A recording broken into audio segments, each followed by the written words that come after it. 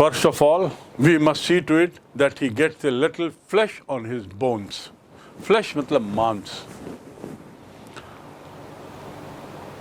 जब वो मॉर्निंग में नाश्ते के लिए बैठा आयरन मास्टर, तो उसको इस बात की संतुष्टि तो थी कि चलो मेरा पुराना सहयोगी यहाँ आके रहा. तो उसने वहाँ डॉटर को कहा, और दिमाग में वही चल रहा था, तो उसने अपने डॉटर को कहा कि सबसे पहले तो भाई ऐसा कुछ करो कि उसके शरीर में थोड़ा सा मांस आए. हड्डी का ढांचा हो गया है वो. तो please we must do something that he gets a little flesh on his bone. उसकी हड्डियों में थोड़ा मांस आ जाए. तो उसे ऐसा कुछ दो भाई. और उसने अपनी डॉटर से अनुरोध किया. He said to his daughter, he was busy at the table. और जो डॉटर थी वो टेबल लगाने में लगी हुई थी. तो डॉटर यहाँ टेबल लगा रही है, नाश्ते की तैयारी कर रही है. इस बीच उसके पिताजी आते हैं, बैठते हैं और मन ही मन खुश होते हैं कि चलो वो कॉमरेड मेरा पुराना सहयोगी रुका है, और उसको याद करते हैं. और फिर कहते हैं कि बिटिया पहले तो उसको ऐसा कुछ खिलाओ कि शरीर में कुछ मांस आ जाए. And then we must see that he gets something else. और फिर हमें देखना होगा कि वो कुछ करे.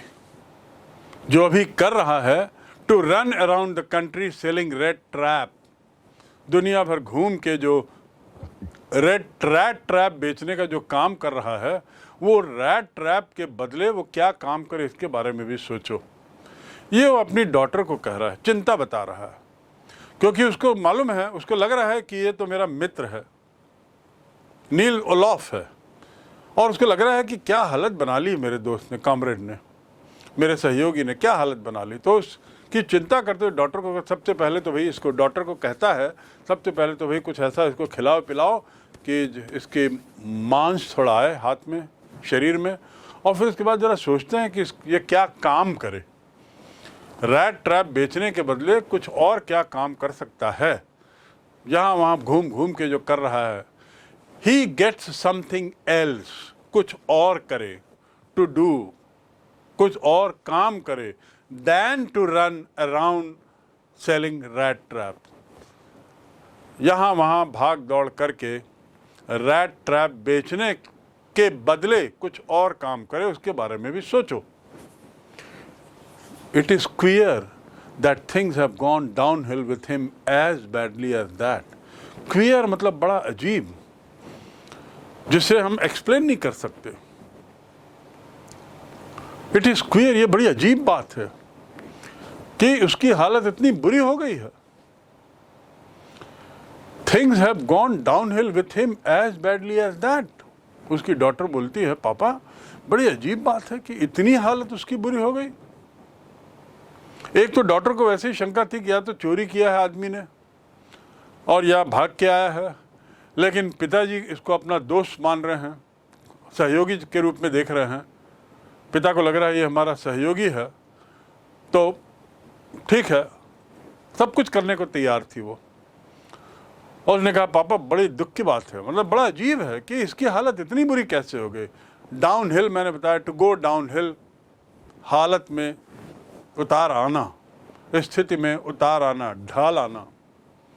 विथ हिम एज बैडली, इतनी बुरी उतार होना. Said the daughter, last night I did not think there was anything about him to show. पिछली रात, आगे फिर बोलती है, पिछली रात आई डिड नॉट थिंक, मुझे नहीं लगा, that there was anything about him to show that he has once been an educated man. पापा उसकी हालत तो इतनी बुरी हो गई है कि कल रात को तो मैं सोच भी नहीं सकी कि ये आदमी कभी पढ़ा लिखा भी रहा होगा. दैट देयर वॉज एनीथिंग, उसके में कुछ भी ऐसा नहीं दिखा कि मानो वो पढ़ा लिखा हो. There was nothing about him to show that he had once been an educated man. उसके व्यवहार से मेरे को बिल्कुल नहीं लगा कि वो पढ़ा लिखा है पापा. मतलब इतना उसकी हालत खराब हो गई, मानसिक रूप से, शारीरिक रूप से तो है ही, पर मानसिक रूप से भी उसका व्यवहार बड़ा, I did not think there was anything, मुझे कुछ भी ऐसा नहीं लगा जिससे कि मुझे लगे कि आदमी पढ़ा लिखा था किसी ज़माने में, वंस किसी ज़माने में, he had been an educated man, मुझे तो बिल्कुल नहीं लगा। You must have patience my little girl, अब पिताजी बोलते हैं धैर्य रखो बिटिया, पेशेंस माने धैर्य, you must have patience my little girl, बिटिया थोड़ा धैर्य रखो। आखिर वो उनके सहयोगी थी ना, सहयोगी के लिए, एक तो सहयोगी को ऐसी हालत में देखना ही उनको बहुत ख़राब लग रहा था, इसलिए तो बेचारे बोल रहे थे कि उसके शरीर में हाड़ मांस आए थोड़ा, उसकी नौकरी कुछ करें, कुछ देखें। लेकिन ये लड़की को तो कुछ और लग रहा था, लड़की को शंकाएं हो रही थी एक के बाद एक, और अब ये शंका कि ऐसा तो मुझे बिल्कुल लगा नहीं पापा कि ये पढ़ा लिखा है। तो उस पर पिताजी कहते हैं, आयरन मास्टर कहते हैं कि बेटा थोड़ा धैर्य रखो, you must have patience, said the father. As soon as he gets clean and dressed up, you will see something different. जैसे ही ये अपनी सफाई करेगा और अच्छे कपड़े पहनेगा, तब तुम इसमें कुछ अलग पाओगे। ऐसा कह के पिताजी बिटिया को समझा रहे हैं, क्योंकि ये आदमी जो है, पेडलर जो है, अभी यहाँ आया नहीं था डाइनिंग टेबल पर, वो तो अपने कमरे में ही सो रहा था, बहुत गहरी नींद में सो रहा था, थका हुआ था। तो ये बातचीत चल रही है और वो कहते हैं पिताजी बेटी को कि जैसे ये नहा मुँह के आएगा, ठीक ठाक दिखेगा, साफ कपड़े पहन लेगा ना, तब तुमको अंतर मालूम होगा, तब तुम समझ जाओगे कि नहीं ये अच्छा आदमी है। Last night he was naturally embarrassed, स्वाभाविक है कि नेचुरली मतलब स्वाभाविक है कि पिछली रात को उसको बड़ा अजीब लगा होगा, क्योंकि ऐसी हालत में वो मेरे सामने टकरा गया, तो उसको बड़ा अजीब तो लगा होगा, शर्मिंदगी लगी होगी, लज्जा आई होगी, लज्जा, और तो बड़ा ख़राब उसको तो लगा होगा। और इसीलिए the tramp manners will fall away from him with the tramp clothes, वो जो अजीब सा बर्ताव कर रहा है, घुमक्कड़ जैसा, ट्रैम्प जैसा, ये बर्ताव जैसे ही उसके ये ट्रैम्प के कपड़े हटेंगे, जैसे ही वो ढंग के कपड़े पहन लेगा, साफ सफाई कर लेगा, नहा लेगा, दाढ़ी बना लेगा, तो उसके साथ साथ उसके ट्रैम्प का व्यवहार भी हट जाएगा। चिंता मत करो बिटिया, थोड़ा धैर्य रखो। ऐसा कह के पिताजी उसको समझाते हैं अपनी बेटी को, क्योंकि बेटी तो बार बार सोच रही थी कि माजरा क्या है, ये तो लगा ही नहीं रहा है कि पढ़ा लिखा आदमी है, उल्टा ये तो मेरे को चोर उचक्कों जैसा लग रहा है। लेकिन ठीक है, क्रिसमस में उसको बुलाए हैं और पापा के दोस्त हैं शायद, तो अच्छी बात है। लेकिन मामला तो कुछ गड़बड़ है था, लड़की को बार बार लग रहा था और पिताजी समझा रहे थे कि नहीं, सब ठीक हो जाएगा। एक बार जब उसमें वो नहा लेगा, तैयार हो जाएगा, तो उसका व्यवहार भी सामान्य हो जाएगा। Just as he said this the door open and the stranger entered. जैसे ही पिताजी ने बेटी को समझाया, दरवाज़ा खुला और स्ट्रेंजर अंदर आए। The door opened and the stranger entered, और ये जो स्ट्रेंजर था, अजनबी था, ट्रैम्प, वो आया। Yes, now he was truly clean and well dressed. हाँ, अब वो बिल्कुल साफ था और अच्छे कपड़ों में था। ये कपड़े उन्होंने दिए थे, जो कपड़े उसको आयरन स्मिथ ने दिए थे, अब उसको पहन के आया, नहा वहाँ के बिल्कुल तैयार होके फ्रेश होके आया। The valet had bathed him, उनका जो नौकर था उसने उनको नहलाया था।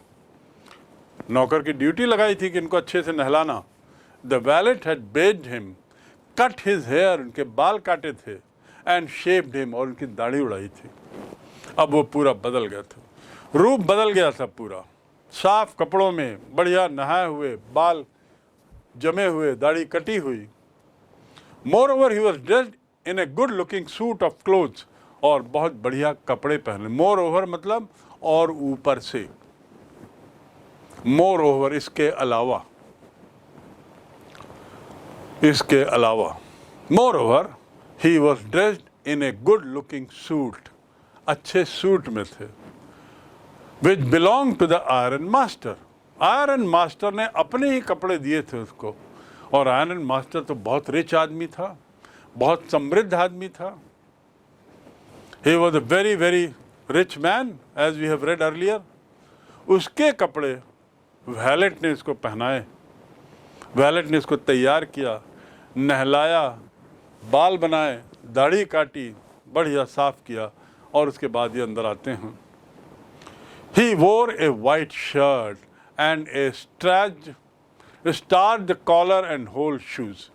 वो सफ़ेद शर्ट पहना हुआ था, कॉलर स्टार्च थी। स्टार्च जानते हैं आप? चावल का जो माड़ होता है, चावल को जब हम बॉयल करते हैं तो उसका जो पानी निकलता है उसे माड़ कहते हैं, अंग्रेजी में से स्टार्च कहते हैं। कपड़ों को कड़ा करने के लिए ये लगाया जाता है, आप जानते होंगे। तो स्टार्च कॉलर, खड़ी कॉलर थी बिल्कुल, सफ़ेद शर्ट, एंड होल शूज़, और पूरा जूता पहना हुआ था। But although he guest was now so well groomed. Groom करना मतलब ढालना, तराशना।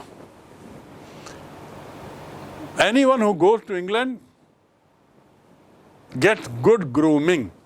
जो भी इंग्लैंड जाता है उसका पालन पोषण बड़ा अच्छा होता है। Anyone who studies in विश्व Shanti Niketan near Kolkata gets good grooming।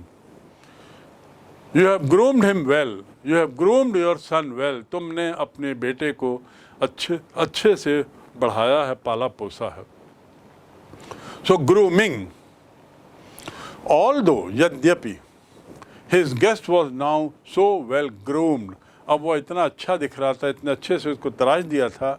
The iron master did not seem pleased। Iron master खुश नहीं दिखाई दे रहा था। अपने मित्र को, सहयोगी को अच्छे कपड़े में देखा, तैयार देखा, सब कुछ ठीक ठाक, लेकिन खुश नहीं था।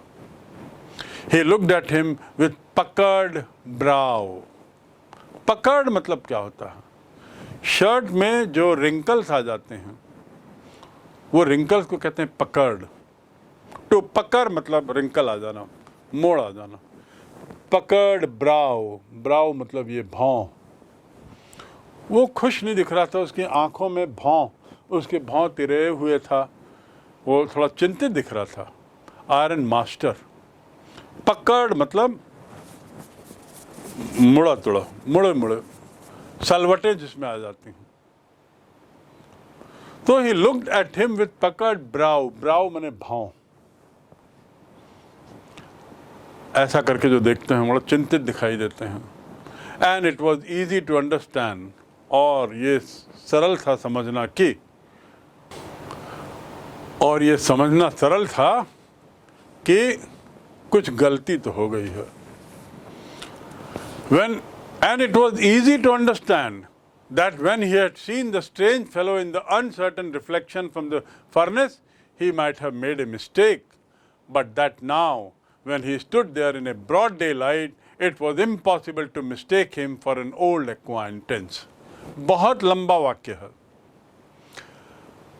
उसकी भौहें चढ़ गईं, और जैसा मैंने बताया पकड़ मतलब।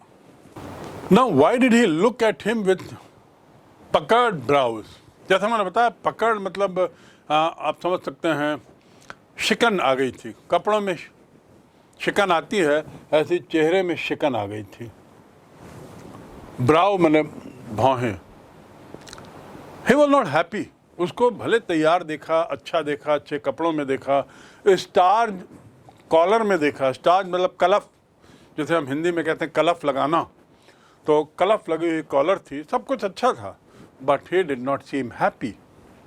अब क्यों? अब आयरन मास्टर क्या चाह रहा था? इतना बढ़िया तैयार हो गया उसका साथी पुराना, और इसके बारे में इतना सोच रहा था। अब जब वो सामने आता है तो खुश नहीं दिखाई दिया। जब स्ट्रेंजर सामने आता है पेडलर आता है नाश्ते की टेबल पर, तो आयरन मास्टर का चेहरा कुछ और बदल गया, भौहें तरेर गई।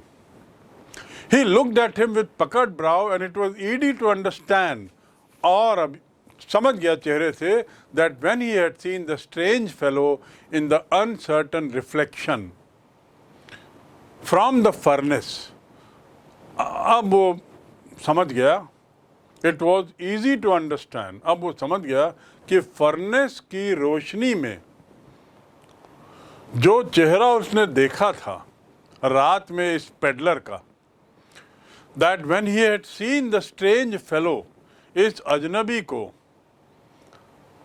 उसका चेहरा उस फर्नेस के आग की लाइट में जो देखा था, तो शायद कुछ गलती हो गई। रात में लाइट में देख के उसने जो समझा, शायद कुछ गलत समझा था। He might have made a mistake, शायद कुछ गलती हो गई होगी उस समय, बट दैट नाउ, लेकिन अब जो मैं देख रहा हूं, अब ये जो stranger, when he stood there in broad daylight, अब जब मेरे सामने दिन में खड़ा हुआ है, it was impossible to mistake him, अब यह संभव है कि मैं कुछ गलती करूं फॉर एन ओल्ड एक्वाइंटेंस, और उसे अपना पुराना परिचित मानूं। अर्थात आयरन मास्टर समझ गया कि कल रात गलती हुई। वो जो फर्नेस की जो आग थी, उस आग की रोशनी में इस स्ट्रेंजर को मैंने देखा तो मुझे नील्स ओलाफ लगा। हो सकता है, अब तय है कि वो गलती हुई, उस समय मैं गलत समझ गया, क्योंकि जो लाइट का रिफ्लेक्शन था, आग की रोशनी से जो दिखाई दे रहा था उसका चेहरा, उससे मुझे लगा कि ये मेरा पुराना सहयोगी नील्स ओलाफ है। लेकिन अभी मैं दिन में देख रहा हूं, तो जो दिख रहा है सामने, उसमें मैं गलती नहीं कर सकता, ब्रॉड डे लाइट है, इसमें तो वो मेरा पुराना परिचित तो लगा ही नहीं रहा है। He is not looking like Nils Olof, it was impossible to mistake him, अब मैं गलती नहीं कर सकता, असंभव है अब गलती करना और ये सोचना कि ये कोई मेरा पुराना सहयोगी है। अर्थात अब सच्चाई सामने आ गई।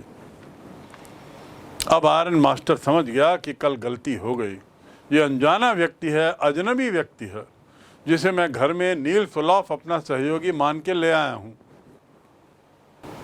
यहां तक अब आप देखते हैं कहानी में कितना बड़ा मोड़ आता है। Now you can understand how the story changes now. Iron Master had brought someone home and sent his daughter to bring that man home, thinking that that man is my old acquaintance, someone I knew earlier, and he was having pity on him. उसको दया भी आ रही थी अपने इस पुराने परिचित की हालत देखकर। हाड़ मांस का शरीर कैसा हो गया, रैट ट्रैप का काम कर रहा है, कुछ और देखना है इसके लिए, पता नहीं क्या क्या सोच रहा था। लेकिन अब जब देखा अपने सामने तैयार होके, जब वो रैट ट्रैपर आया तो एकदम चौंक गया, चेहरे में उसकी लाइनें आ गई चिंता में कि अरे कल रात को मैं जो फर्नेस में देखा था, फर्नेस की लाइट में जिस आदमी को, उसको समझने में हो सकता है गलती हो सकती है क्योंकि रात थी, लेकिन यहाँ दिन में जो मैं देख रहा हूँ ये तो बिल्कुल अलग है, तो मेरा वो नील्स ओलाफ हो ही नहीं सकता। अब क्या करें? रात भर नील्स ओलाफ मान के उसको रखा, क्रिसमस आ गया है और क्रिसमस मनाने के लिए उसको रखा, और अब कहाँ फंस गया। तो अब कहानी दूसरा मोड़ लेती है। What does this mean? He thundered. तो थंडर मतलब जोर से चिल्लाना। क्या मतलब है इसका? इसका क्या मतलब है? ऐसा कहकर वो जोर से चिल्लाया। अर्थात बीच में जो बात घटनाक्रम हुआ वो ऑथर ने नहीं बताया है, केवल डायरेक्टली आयरन मास्टर के चिल्लाहट को, गुस्से को उसने यहां बताया है। क्या मतलब है तुम्हारा? The stranger made no attempt to dissimulate. अब ये जो स्ट्रेंजर है इसने कोई प्रयास नहीं किया ध्यान बटाने का, ना नुकुर करने का।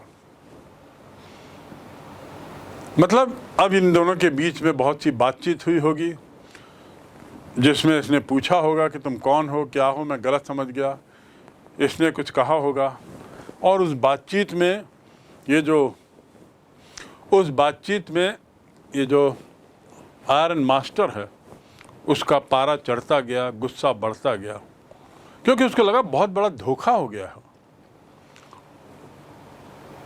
मैंने अपनी डॉटर को भी इसमें मदद के लिए कहा, अपने घर में इसको रखा, एक अनजाने व्यक्ति को अपने कपड़े दिए, वैलेट से नहलवाया, तैयार करवाया, शानदार उसके कपड़े पहनवाया।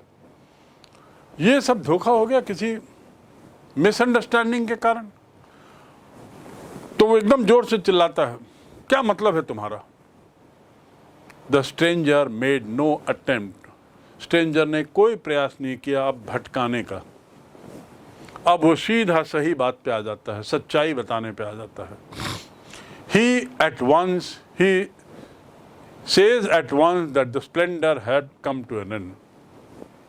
उसे लग जाता है कि ये जो शान और शौकत है, स्प्लेंडर मतलब शान और शौकत, ये जो शान और शौकत है जो उसे रात भर में मिली, it has come to an end. He feels that. उसको अब लग जाता है कि अब ये शान और शौकत अब समाप्त, यहाँ पे ख़त्म हो गई। कहाँ पर? अब सच्चाई सामने आ गई है। It is not my fault sir. और ऐसा कह के वो कोशिश करता है समझाने की आयरन मास्टर को, क्योंकि आयरन मास्टर का गुस्सा बढ़ते जा रहा था। आयरन मास्टर अपने को कोस रहा था। आयरन मास्टर को लग रहा था इसने मुझे बेवकूफ़ बनाया। आयरन मास्टर के दिमाग में बहुत सारी चीज़ें आने लगी कि इसने मेरा घर देख लिया है, अब ये पता नहीं चोर चक्का कौन है, इसको मैंने दुनिया भर का सादर सम्मान दिया, सब क्रिसमस के लिए इसको रोक के रखा हूँ और पता लग रहा है ये तो कोई दूसरा आदमी ही निकला। तो गुस्सा उसका बढ़ते जा रहा है, उसी में चिल्लाता है कि व्हाट डू यू मीन, क्या मतलब है तुम्हारा? तो ये कहता है मैंने सर आपको धोखा नहीं दिया, ये मेरी गलती नहीं है, it is not my fault. Stranger कहता है मैंने आपको धोखा नहीं दिया, मेरी गलती नहीं है। I never pretended to be anything but a poor trader. To pretend करना मतलब दिखावा करना। मैंने कभी भी गरीब धंधा करने वाले के अलावा और कुछ दिखाने की कोशिश नहीं की आपको। मैं तो शुरू से रैग्स में, फटे कपड़े में हूँ आपके सामने। मैं रैट ट्रैप मेरे चेस्ट में लटका हुआ है, बाल वगैरह सब मेरे छितरे हैं, मैंने कोई बात छुपाई नहीं है आपसे। आई नेवर प्रिटेंडेड। प्रिटेंड करना मतलब दिखावा करना। Don't pretend to be innocent. सरल सीधा सच्चा दिखने का दिखावा नहीं करो। यू आर द थीफ, तुम ही चोर हो। Don't pretend to be a big officer. बड़ा अधिकारी बनने का दिखावा मत करो। डोंट प्रिटेंड, दिखावा करना। अब यहाँ पर what does this mean? The stranger made no attempt. It is not my fault sir. मैंने बिल्कुल कुछ दिखावा नहीं किया सर, मैंने कुछ गलती नहीं की है। आई नेवर प्रिटेंडेड, मैंने कोई दिखावा नहीं किया। मैं तो लगातार पुअर ट्रेडर ही बना था। And I pleaded and beg to be allowed to stay in fort. To plead करना मतलब बहुत विनती करना। मैं तो बारंबार आपसे विनती कर रहा था। बेग करना मतलब भीख मांगना, भीख मांग रहा था कि मुझे यहीं फोर्ज में रहने दिया जाए। मैं तो बार बार आपसे अनुरोध कर रहा था, दया की मैं विनती कर रहा था कि मुझे यहीं रहने दिया जाए। I pleaded and begged to be allowed to stay in the forge but no harm has been done. लेकिन सर फिर भी कुछ बुरा नहीं हुआ है, यानी मैंने कुछ गड़बड़ नहीं किया। एक तो मैं आपको शुरू से कह रहा था कि मैं गरीब आदमी हूँ, दिख रहा था, मैंने कोई दिखावा नहीं किया। उसके बाद मैं आपको बार बार कह रहा था मुझे यहीं सोने दो, यहीं रहने दो, लेकिन आप जिद में ले आए मुझे, लेकिन फिर भी कुछ बुरा नहीं हुआ। No harm has been done. At worst I can put on my rags again and go away. हाँ, ज़्यादा से ज़्यादा ये होगा कि मैं अपने चीथड़े कपड़ों को फिर से पहन लूँ और यहाँ से चला जाऊँ, इतना मैं कर सकता हूँ।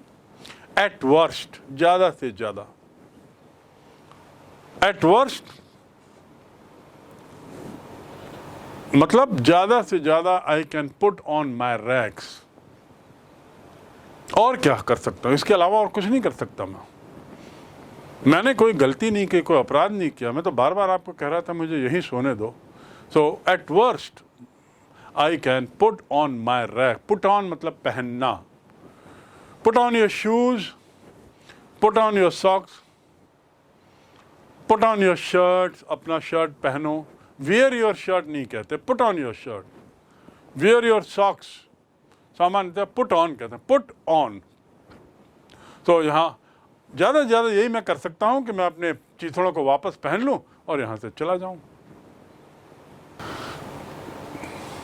इस पर आयरन मास्टर ने कहा, ठीक है। हेजिटेटिंग ए लिटिल, थोड़ा सा हिचक के साथ। टू हेजिटेट मतलब हिचकना। थोड़े से हिचक के साथ आयरन मास्टर ने क्या कहा, it was not quite honest either. लेकिन तुम बिल्कुल सच्चे भी नहीं थे एकदम। It was not quite honest either. हाँ, तुमने इतना स्पष्ट भी नहीं कहा था।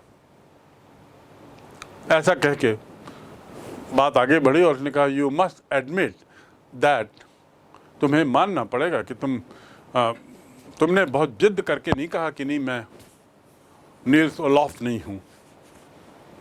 And I should not be surprised if the sheriff would like to have something to say in the matter. शरीफ मतलब होता है महापौर जैसा, ऐसे शहर का मुखिया, उसे कहते हैं शेरिफ, राजनीतिक मुखिया। तो वो कहते हैं कि तुम्हें मानना पड़ेगा कि तुमने पूरी सच्चाई से नहीं कहा था, कुछ बात छुपाई थी। जोर देकर तुमने नहीं कहा कि मैं नील सोलॉफ नहीं हूं। और मुझे आश्चर्य नहीं होगा, I should not be surprised, मुझे आश्चर्य नहीं होगा यदि शेरिफ जो हैं वो कुछ और इस मामले में कर बैठे, अर्थात तुम्हारे साथ कुछ कार्रवाई कर देंगे, तो मुझे आश्चर्य नहीं होगा। ऐसा कह के उसने चेतावनी दी। किसने?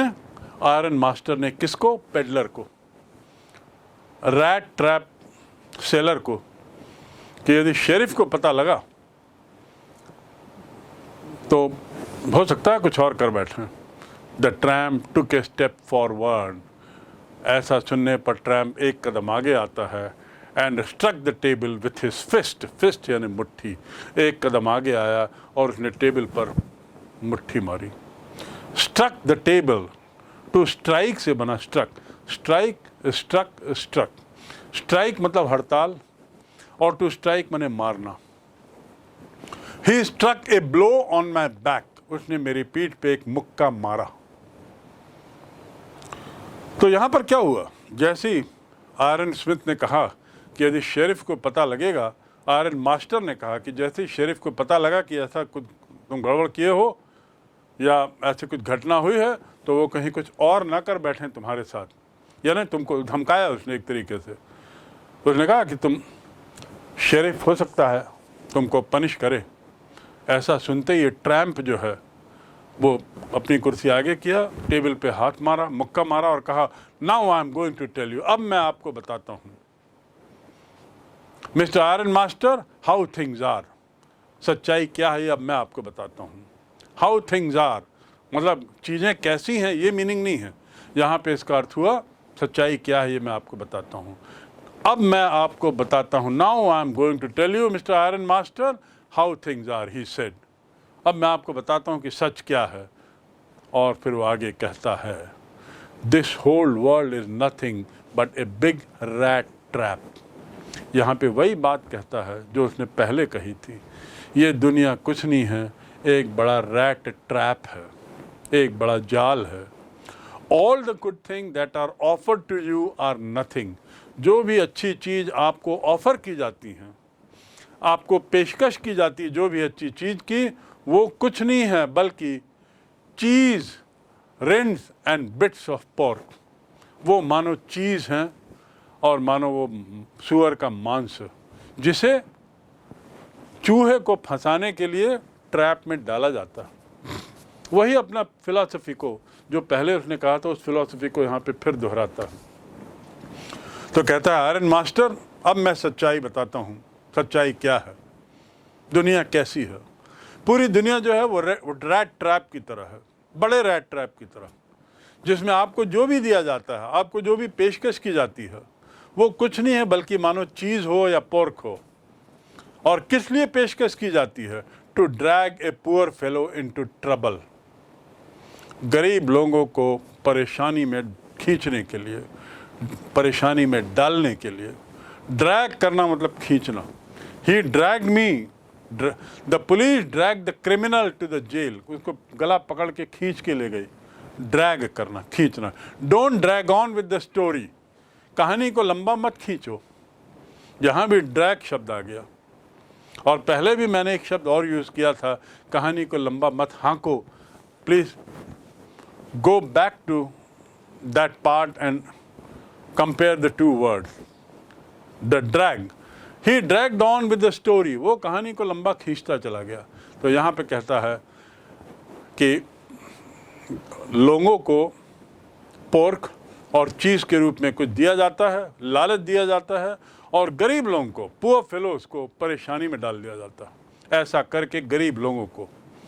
And if the sheriff comes now and locks me up for this. और यदि शेरिफ अब आता है और मुझे लॉक करता है, जेल में डालता है, गिरफ्तार करता है। लॉकअप मतलब गिरफ्तार करना, ताला लगाना, दरवाजे में ताला लगाना। और यदि मुझे गिरफ्तार करता है, then you mister iron master must remember that a day may come when you yourself may want to get a piece of pork and then you will get caught in the trap.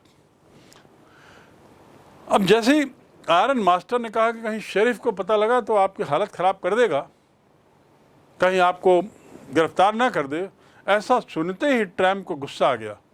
उसने कुर्सी आगे खींची, table पे मुक्का मारा और कहा, ये दुनिया जो है सच्चाई अब मैं बताता हूँ आपको आयरन मास्टर, कि सच्चाई तो यह है कि दुनिया बहुत बड़ी बिग रैट ट्रैप है।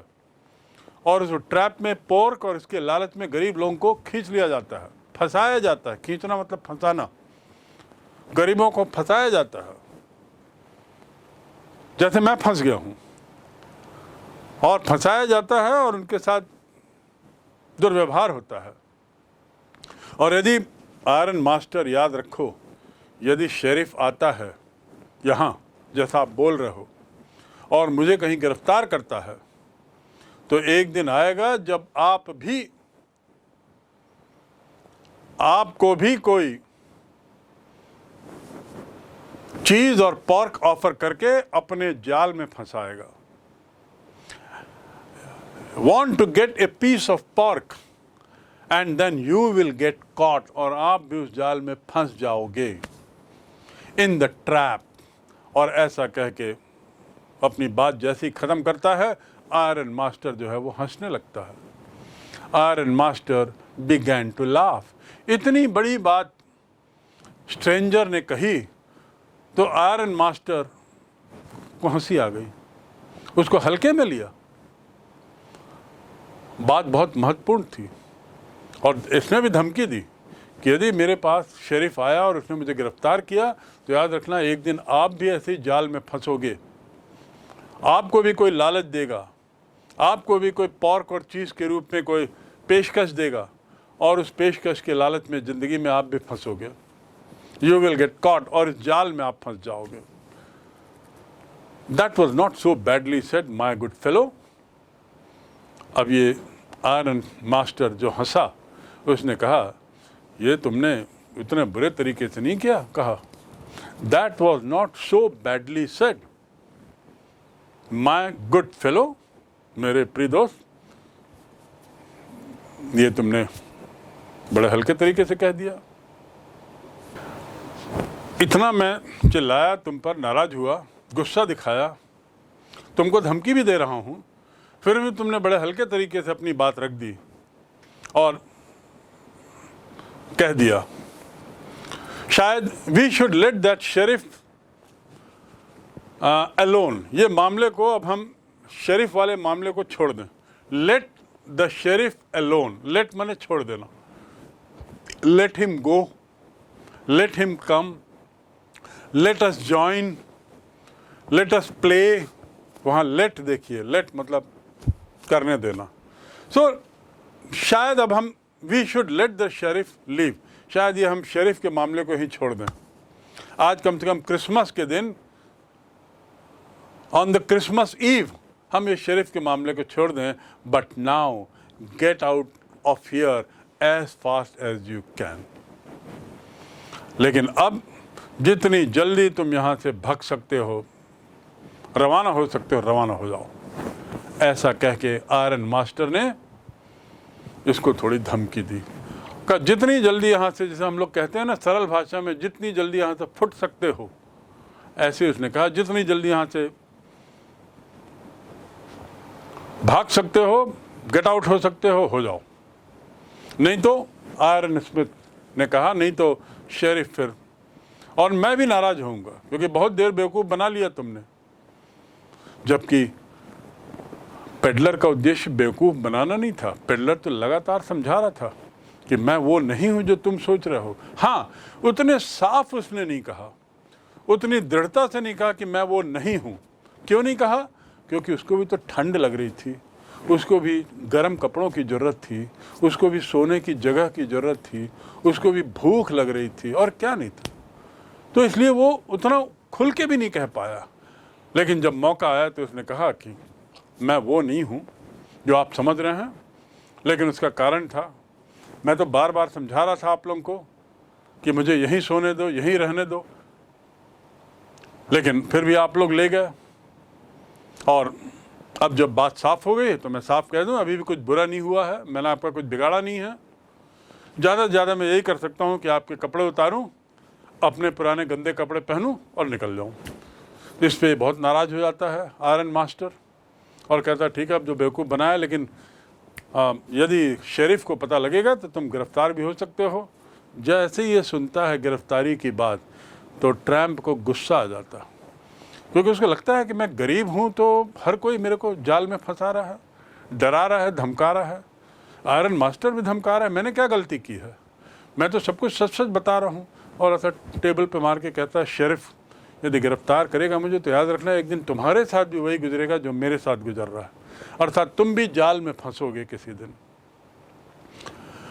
और जब वो अपनी बात कह देता है तो आयरन मास्टर थोड़ा सा हंसता है और बोलता है, बड़ी सरलता से तुमने अपने बात कह दी, लेकिन ठीक है, शेरिफ की बात को दरकिनार करो, अभी तो तुम यहाँ से रवाना हो। But just as the man was opening the door, जैसे ही वो आदमी दरवाज़ा खोल रहा था, कौन? Iron master. किसके लिए? इसको रवाना करने के लिए। द डॉटर सेड, बिटिया जो वहाँ थी उसने कहा, I think you ought to stay with us. Ought माने चाहिए, मैं सोचती हूँ कि तुम्हें आज यहाँ रहना चाहिए। I don't want him to go, मैं नहीं चाहती कि वो जाए। And with that she went and close the door, और ऐसा कह के उसने दरवाज़ा बंद कर दिया। क्या कह के? अपने पापा को कहा कि मैं चाहती हूँ आज वो यहाँ रहे, आज के दिन ना जाए। What in the world are you doing? तुम क्या कर रहे हो बिटिया? Said the father. पिताजी ने जब देखा कि बेटी ने उस आदमी को जाने से रोक दिया है और कह रही है कि कम से कम आज यहाँ रहो, तो पिताजी और नाराज हो गए। उन्होंने कहा, तुम कर क्या रहे हो? What in the world are you doing? World मतलब दुनिया नहीं है यहाँ पर, ये कहने का तरीका है अंग्रेजी में कि तुम कर क्या रहे हो। What are you doing? Said the father. The daughter stood there quite embarrassed. जो बिटिया थी वो वहीं खड़ी रही, बड़ी एम्बेरस, बड़ी लज्जित स्थिति में। And hardly knew what to answer, और समझ नहीं पा रही थी कि क्या जवाब दूं। पिताजी कह रहे हैं कि तुम क्या कर रहे हो, पिताजी उसको रवाना कर रहे हैं। आज क्रिसमस है, कल मैं उसको क्रिसमस में पकड़ के लाई हूँ, पिताजी ने गलती से उसको यहाँ लाया है। बहुत सारी स्थिति हो गई थी, बड़ी अजीब हो गई थी स्थिति। तो उसमें लड़के को बड़ा लज्जित लगा, शर्मिंदगी लगी, बड़ा खराब लगा। The daughter stood there quite embarrassed and hardly knew what to answer, और समझ नहीं आ रहा था कि मैं क्या बोलूं। That morning she had felt so happy when she thought how homelike and christmassy she was going to make things for the poor hungry wretch. पहली शाम, पहली सुबह, she had felt so happy, वो इतनी खुश थी जब उसने सोचा कि आज घर का माहौल अलग रहेगा, होम लाइक माहौल रहेगा और क्रिसमसी रहेगा, यानी क्रिसमस की अनुभूति होती रहेगी। नहीं तो मैं और पापा अकेले रहते तो क्या त्यौहार मनाते, क्या एंजॉय करते। अब यहाँ पे एक आदमी है, एक उनके मित्र आ गए हैं, अजनबी नहीं है, एक सहयोगी आ गए हैं, तो ऐसा करके वो बड़ी खुश थी लड़की।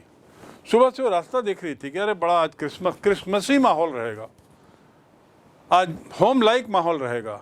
और फिर उसने कहा कि कैसे मैं इस गरीब आदमी के लिए, इस जो अजीब दिख रहा है, गरीब भूखा दिख रहा है, उसके लिए मैं बनाऊंगी। I will make something for him. And that she started feeling how homelike and Christmassy poor hungry wretch. She could not get away from the idea at once. At once मतलब तुरंत। वो इस विचार से हट ही नहीं पा रही थी कि अब इसको भेज दिया जाए और फिर वापस सके, क्योंकि सुबह से बेचारी तैयारी कर रही थी, घर में हलचल थी, क्रिसमसी माहौल था, तो इसके कारण वो थोड़ी सी, उसको बड़ा अजीब लगा। वो उस बात को सह नहीं पाई या उस बात को वो स्वीकार नहीं कर पाई कि ये चला जाए, इसको रवाना कर दिया जाए, भले ही गलत फहमी में हुई, ये सब हुआ हो, लेकिन अब आज कम से कम क्रिसमस में है, इसको रहने दो। She could not get away from the idea at all at once, and that was why she had interceded for the vagabond. और इसीलिए वैगाबॉन्ड मतलब जैसा मैंने बताया, उस घुमक्कड़ के लिए इंटरसीड करना मतलब बीच में दखल देना, और इसीलिए उसने बीच में दखल दिया। किसके लिए? वैगाबॉन्ड के लिए। ऐसा कहते हुए, क्या कहते हुए कि नहीं आज इसे मत जाने दो। क्यों? क्योंकि सुबह से बेचारी तैयारी कर रही है, उत्सुक है, क्रिसमसी माहौल रहेगा, त्योहारी माहौल रहेगा, घर में कोई एक आया हुआ है, पापा का पुराना सहयोगी है, चलो सहयोगी ना सही लेकिन अब एक आदमी है तो रहने दो। That was why she had interceded. To intercede मतलब दखल देना, बीच में आना। Don't intercede in the discussion between me and my friend. मेरे और मेरे मित्र के बीच के वार्तालाप में बीच में मत दखल डालो। टू इंटरसीड मतलब बीच में आना, दखल देना। I am thinking of this stranger here.